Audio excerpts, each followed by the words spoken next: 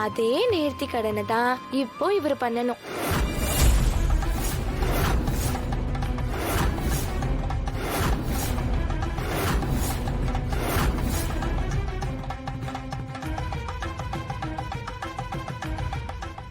ராணியை காப்பாத்தணும். நான் அதுக்கு என்ன வேணா செய்வேன்.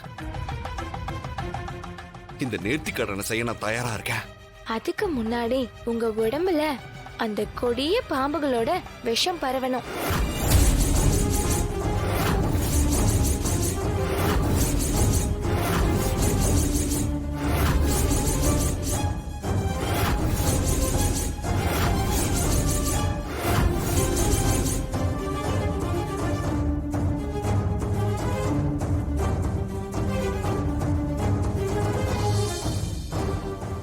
சித்தார்த், இத கேட்கும் போதே பயங்கரமா இருக்கு. தாத்தா, நீங்க எதுவும் சொல்ல வேண்டாம்.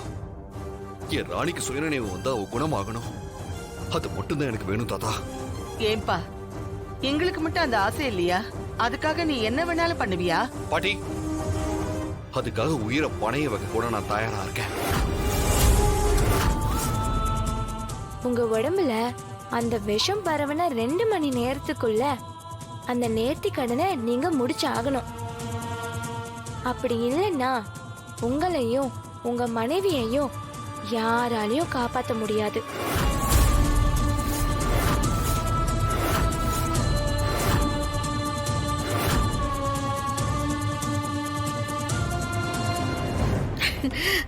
சித்தார்த்த எப்படிடா கொள்றதுன்னு தலையை பிச்சுக்கிட்டு இருந்தோம்.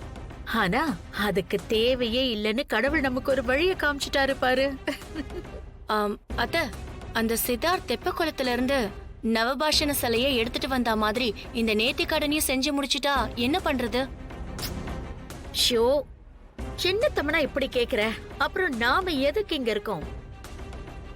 சித்தார்த்த அந்த 2 மணி நேரத்துக்குள்ள எதையும் எடுக்காம தடுக்க வேண்டியதுதான் நம்மளோட முழு நேர வேலை. சரி, மனோ சொன்ன ரவுடிங்க இந்நேரம் வந்திருப்பாங்க. இப்ப நம்ம வெளியில போய் அடுத்த 2 மணி நேரத்துக்குள்ள சித்தார்த் எந்த நெருப்பையும் எடுத்துட்டு வராம தடுத்தா மட்டும் போதும்னு சொல்லணும். ஆமா அத்த, அவன் அந்த நேர்த்தி கடனை செய்யலனா ராணியும் சரி சித்தார்த்தும் சரி தானாவே செத்துருவாங்க. சரி வா, அந்த துரப்பாண்டி வந்துட்டானான்னு பாப்போம். அப்படி வந்துட்டா அவன்கிட்ட விஷயத்த சொல்லணும். ஆனா நீங்க இருக்கிற இந்த உருவத்துல போனா எத்தனை வருஷம் ஆனாலும் அந்த நெருப்பு எங்க இருக்குன்னு உங்களால கண்டுபிடிக்கவே முடியாது. அப்படின்னா என்ன பண்றது? எப்படி அந்த நெருப்பை நான் கண்டுபிடிக்கிறது? அதுக்கு ஒரே ஒரு வழிதான் இருக்கு. அது என்ன வழின்னு சொல்லுங்க. அது